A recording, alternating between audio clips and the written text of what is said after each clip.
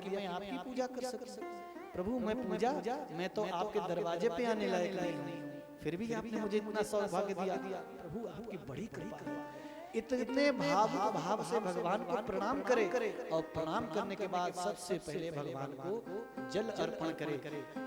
उड़ेले नहीं, गिराए नहीं, अर्पण करे धीरे धीरे बड़े प्रेम भाव से।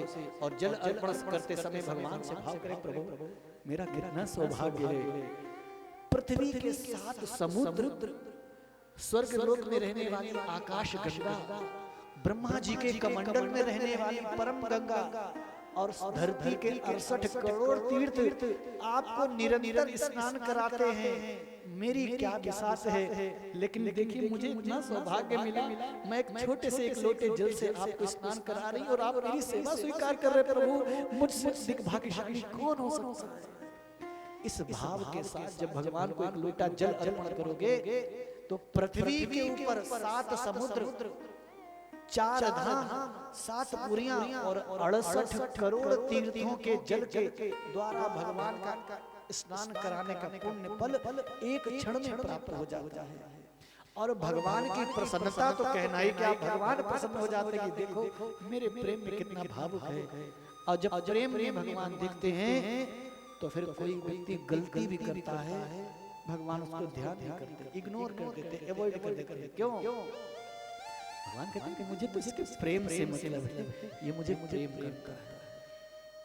तो पहले जल के बाद कलावा या वस्त्र, रुमाल, कपड़ा हो अर्पण करें। कलावा ही धो दे थोड़ा सा वस्त्र के रूप में, कि नहाने के बाद कपड़ा पहन लो भगवान, और कपड़ा पहनने के बाद फिर मेकअप यानी तिलक, चंदन, रोली है, अक्षत अर्पण करें। ये हो गया। अब भगवान का मन प्रसन्न करे, किससे? हर व्यक्ति का मन सुगंध से प्रसन्न होता है। धूप बत्ती सुगंध के लिए होती है, अच्छी क्वालिटी की खुशबूदार। ये काली बैटरी और काले टायर ट्यूब को जला के काली काली बनी हुई धूप बत्ती मत जलाया करो। इससे तो अच्छा है एक इलायची और एक लौंग देसी कपूर के ऊपर रख करके जला दो, बहुत मजा आएगा भगवान को। देसी कपूर होना चाहिए, पैकेट वाला नहीं। देसी कपूर की पहचान है, वो ट्रांसपेरेंट दिखाई देता है, उसकी पहचान है। और उसकी सुगंध में नकली कपूर की सुगंध में बहुत अंतर है। देसी कपूर थोड़ा सा मिट्टी के दिए में रखा, मिट्टी का दिया क्या है? मंगल है। देसी कपूर शुक्र है, इलायची शुक्र है, लौंग शनि है। इतने ग्रहों का उसमें संयोजन करके भगवान को समर्पित कर दिया। इतने ग्रह अच्छे हो गए, फल अच्छा हो जाएगा। किसी के पास जन्म पत्र दिखाने की नहीं पड़ेगी। लेकिन भैया गुरु शरण में आओगे तब ना जानोगे ये बात, और नहीं तो घर घर दरवाजे डोलते रहो जन्म पत्री लेके। 50 पंडित, 50 बातें, 50 प्रकार की पूजा, 50 प्रकार के अनुष्ठान, बर्बाद हो गए, कुछ हाथ नहीं लगा। एक साधे सब सभे, सब साधे सब जाए, सेवे जो तू मूल को फूले फले अघाए। एकमात्र भगवान की पूजा करके सब काम बढ़िया। तो तिलक चंदन के बाद भगवान को धूप दिखाए, धूप बत्ती के बाद भगवान को दीपक दिखाए। दीपक दिखाने के बाद हाथ शुद्ध कर ले, जल से थोड़ा सा लिया, हाथ शुद्ध। फिर जो भी प्रसाद है भगवान को प्रसाद अर्पण करे। और प्रसाद अर्पण करने के बाद जल लोटे में लेकर भगवान को दिखाकर हाथ में लेकर के 5 बार, एक बार दिखाया छोड़ दिया, 2 बार दिखाया छोड़ दिया, 3 बार दिखाया छोड़, 4 ऐसे 5 बार जल छोड़ दे। और फिर उसके बाद भगवान को कुछ दक्षिणा, रुपया, पैसा जो अर्पण करे, ये विधि है। इस प्रकार से भगवान का संक्षेप पूजन करके और फिर भगवान के सामने लेट करके, पुरुष है तो साष्टांग लेट करके, महिलाएं हैं तो पंचांग प्रणाम करके। जिन लोगों को पंचांग प्रणाम की विधि बताए, पंचांग प्रणाम करें और भगवान को प्रणाम करके फिर भगवान से क्या कहे? प्रार्थना करके, प्रभु आत्मनिवेदनम, प्रभु से प्रार्थना कर, प्रभु जो मुझसे बन सका मेरी सेवा पूजा स्वीकार कर लीजिए। मैं तो संसार में फंसी हूँ, मुझसे कुछ बनता तो है नहीं, लेकिन जैसा भी है प्रभु आप स्वीकार कर लीजिए, क्योंकि आप तो बहुत दयालु हो। इतना ही तो कहना है। और फिर देखो बड़े बड़े लाखों करोड़ों रुपयों को खर्च करके बड़े बड़े यज्ञों से जो पुण्य नहीं प्राप्त हो सकता, वो केवल इतने से प्राप्त हो जाता है। परंतु कब? गुरु के वचन प्रतीति न जेहि, सपने सुगम न सुख सुते। जब तक किसी संत सदगुरु से ये जानकारी नहीं मिलेगी तब तक आप ऐसा करोगे नहीं। जब तक करोगे नहीं तो कैसे काम बनेगा? इसलिए जीवन में गुरु तत्व की बहुत आवश्यकता है। मनुष्य को भगवान चाहते हैं मेरे भक्त को सही रास्ता मिले, सही विधि विधान का ज्ञान हो, सही तरीके से पाठ पूजा सब कर्म अच्छे करें। इन सब बातों को सिखाने के लिए संसार में भगवान अवतार लेते हैं।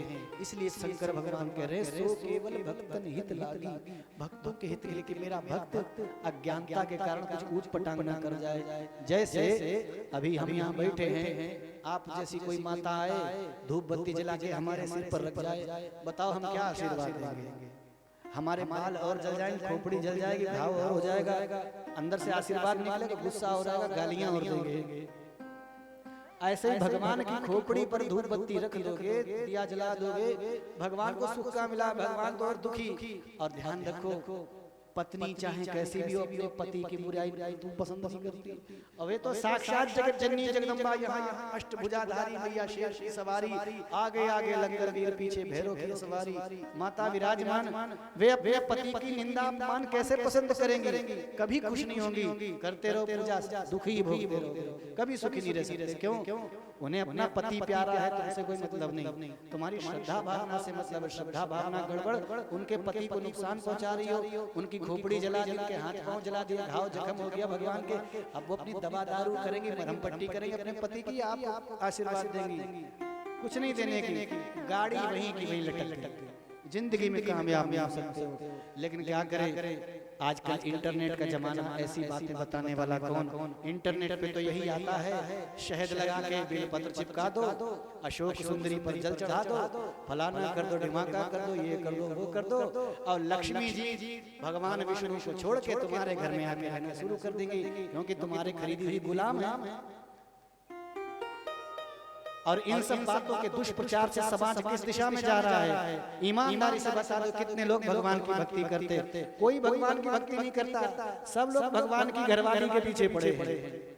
किसी के घरवाली के पीछे पड़ो, किसे अच्छा लगेगा? आम सांसारिक जीवन में किसी की धर्म पत्नी के पीछे कोई पड़ जाए, जरा सा आदमी को पता लग जाए, उठवा लेगा, किडनैप करवा देगा, कटवा के खत्म करा देगा। एकमात्र भगवान है जो सब कुछ देखते हैं। आंखें फूटी जगत की और देख रहे जगदीश, भगवान देख रहे हैं फिर भी कुछ नहीं कह रहे। क्यों? भगवान जानते हैं कर्म प्रधान विश्व करी राखा, जो जस करई सो तस फल चाहा।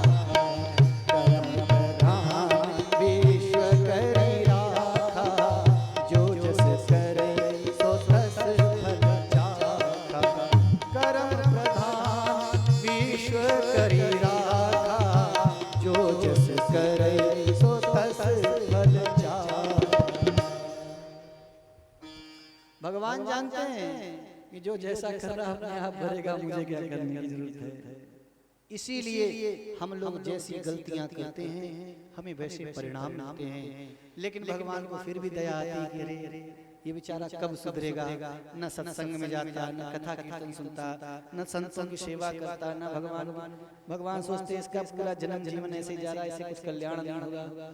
तब भगवान कहते हैं अब चलो हम ही धरती पर अवतार लेते हैं, हम ही ऐसे कर्म करेंगे, आचरण करेंगे, हमारे चरित्रों को देख के, सुन के, सीख के, समझ के अपने आचरण में लाके, और अगर कुछ नहीं कर पाएंगे तो कम से कम हमारी कथा ही सुन लेंगे, इतने से ही इनका कल्याण हो जाएगा। इस उद्देश्य से भगवान धरती पर अवतरण करते हैं। सो केवल भगतन हित लागी,